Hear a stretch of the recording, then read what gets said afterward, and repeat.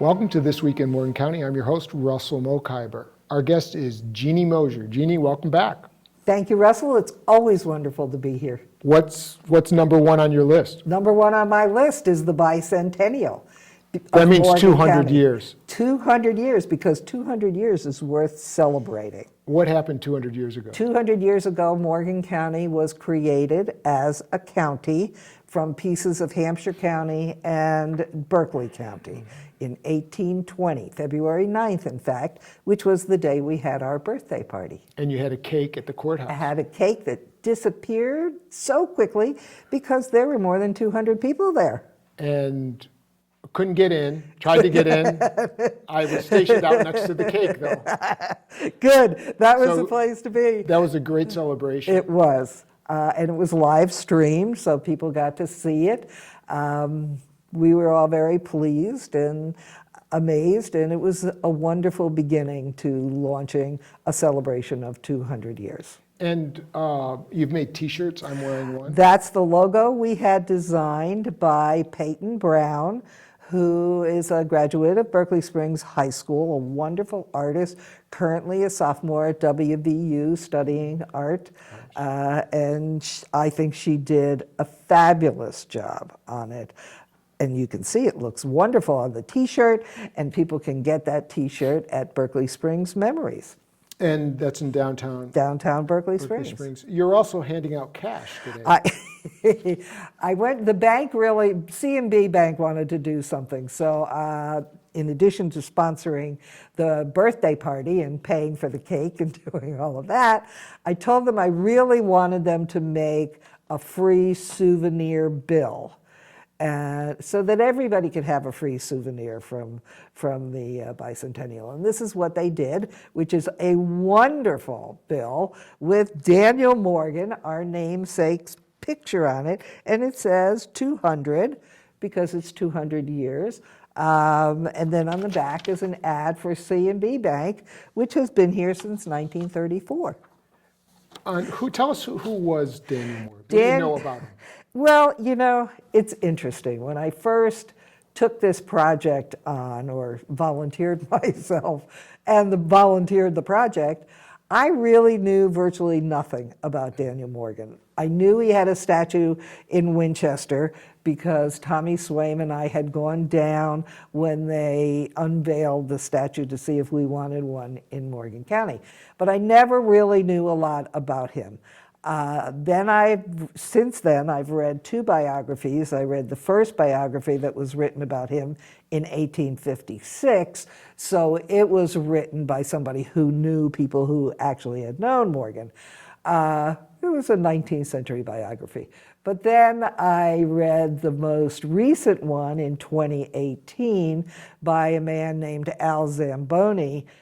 Wonderful biography. I mean, wonderful biography. And Al's coming to be one of our speakers at our lecture series in May. And there are at least 2 copies of the biography in the library. So this is what I became so enamored of Daniel Morgan that I invented Danny Morgan Fangirls. Stefanie Allemong is my partner in crime in planning and executing the Bicentennial. We have T-shirts. Other people have T-shirts. We're going to walk as a unit in the Apple Butter Festival Parade representing the museum. So this is what I learned about Daniel Morgan. He was a truly unique and remarkable person. He was a contemporary of Washington's and became Washington's winningest general in the Revolutionary War. We know nothing about his early history because he ran away from home somewhere in New Jersey or Pennsylvania. He never spoke about it when he was about 15 and walked down the Great Wagon Road and landed in Virginia, where he couldn't read and write. He had no connections. He wasn't Washington, that's for sure. He became a wagoner. He had a strong body. He had an incredible... What's a wagoner? What is a wagoner? I'll get back to that in a second. He had a strong body. He had an incredible capacity for making friends, and people really liked him. A wagoner is like an 18th century truck driver, long-haul trucker. He had oxen, he had wagons, he would haul stuff from Tidewater, Virginia, back into the Virginia mountains at Winchester.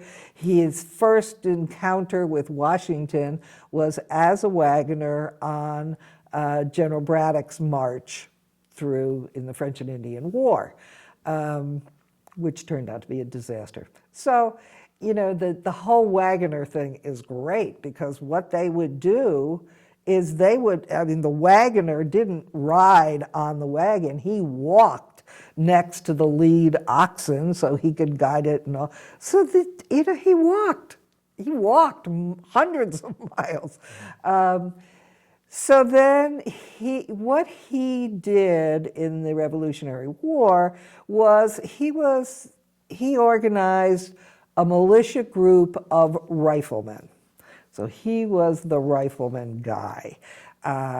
He was the Beeline March, that when Washington in 1775 was fighting in Boston, had no troops but New England troops, Dan Morgan organized his riflemen and they marched to Boston from Shepherdstown and were the first non-New England troops in the Revolution. After that, he then took his guys to Quebec when Benedict Arnold was leading the assault on Quebec because the Americans wanted to take over Canada. There are great stories. My favorite story about Dan Morgan, when I read this is when first of all, I knew he was an Aries, although we don't know his birthday. So he's got his riflemen, they're inside Quebec, a British contingent walks through this gate, sees Morgan and his riflemen and says, "Surrender, lay down your arms." Morgan picks up his rifle and shoots the guy. And it was like, wow, that was effective. And then reading the biography, what Zambone says over and over again was that Daniel Morgan is probably the greatest tactical genius in American military history to this day.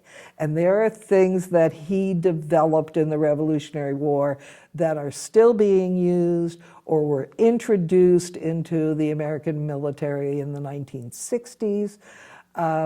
He was incredible. And he was just, as the biographer calls him, an uncommon, common man. He finally taught himself to read and write enough to deal with his orders.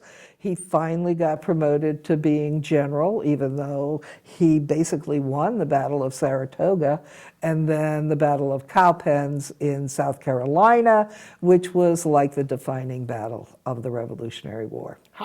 You didn't know much about this before you read this book. In Morgan County, how many people? A lot, way fewer now than are going to by the end of the year, that's for sure. And, that's my mission. Okay, that's your mission, but so Why? What was his connection to Morgan County? Good question. Of course, he lived in Winchester, and we were part of Winchester at that time. We were still originally we were Frederick County. By this point, we were beyond Frederick County.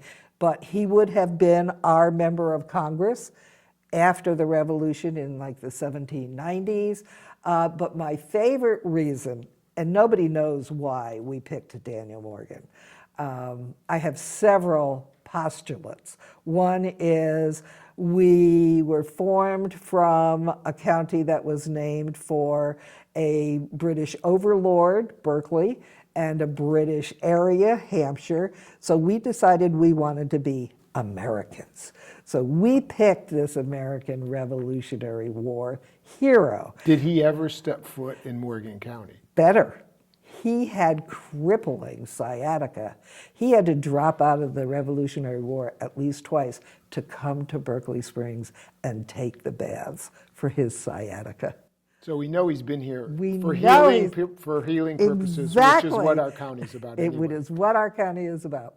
So Fred Newbrow, in his writing about Daniel Morgan, felt that it was because Robert Bailey, who was then a prominent gambler and hotelier in what later became Morgan County's father, fought and died at Cowpens with Morgan. Now that may have been another reason why the name came up. But Did he ever live here? no. Did he ever own property? No, his property was in Winchester and in Berryville. So he was here twice for healing. Well, right, in town. He probably went through here when Braddock went through here when they did that march in the 1750s. So they probably marched right through our property around. And he may have brought wagons here, but no. The baths is the only known time that he was here. But that's pretty important. That's Daniel Morgan, who we all should know everything about. And the kids have been, we created these 2 life-size cutouts of Daniel Morgan in his hunting shirt. And the image comes from a very famous mid-19th century painting that's in the Capitol in Washington, where Daniel Morgan is front and center in the painting of Burgoyne's surrender to the Americans at Saratoga. And there's Dan Morgan in his hunting shirt.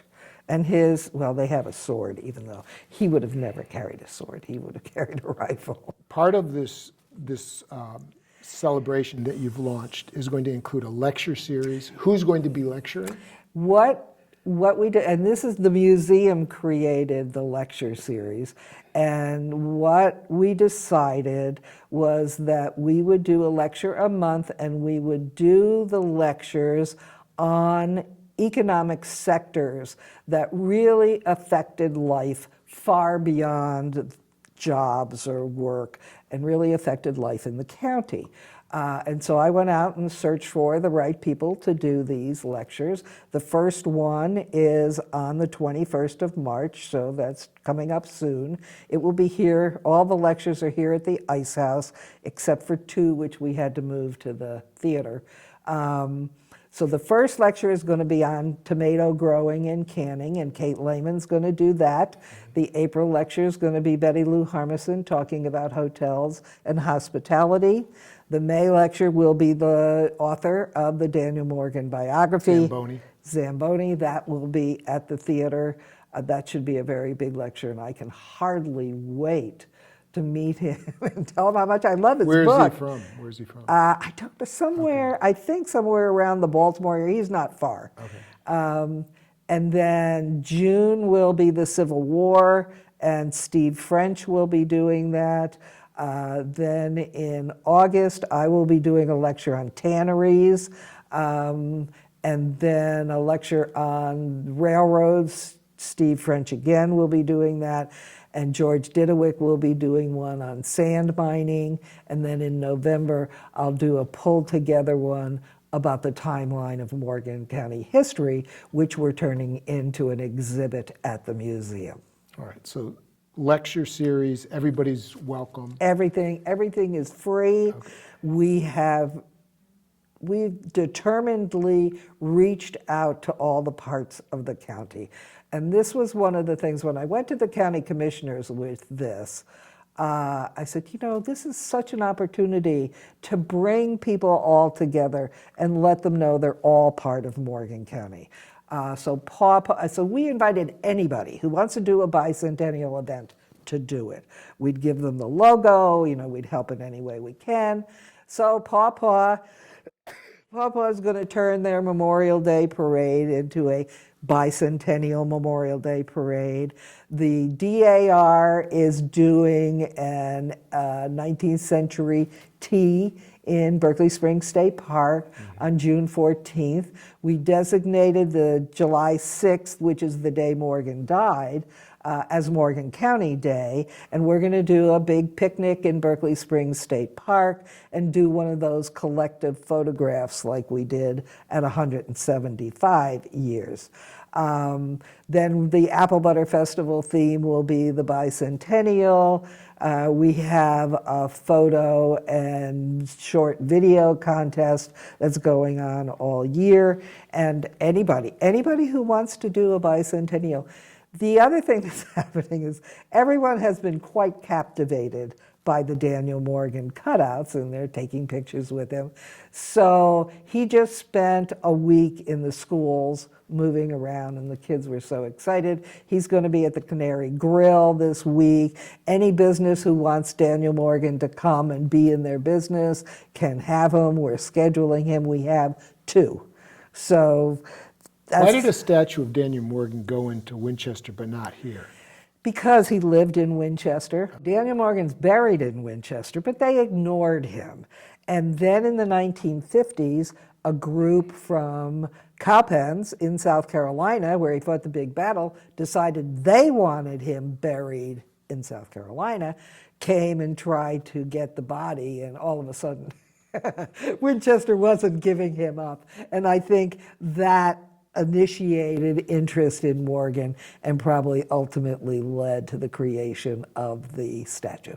Okay, and if people wanted more information about like when the lectures are and all that, where do they go to find it? We have a Facebook page called Morgan County WV Bicentennial 2020, and we post everything on there. That is also on the county website and the Travel Berkeley Springs website, and anybody else who wants to link to all of that can do that.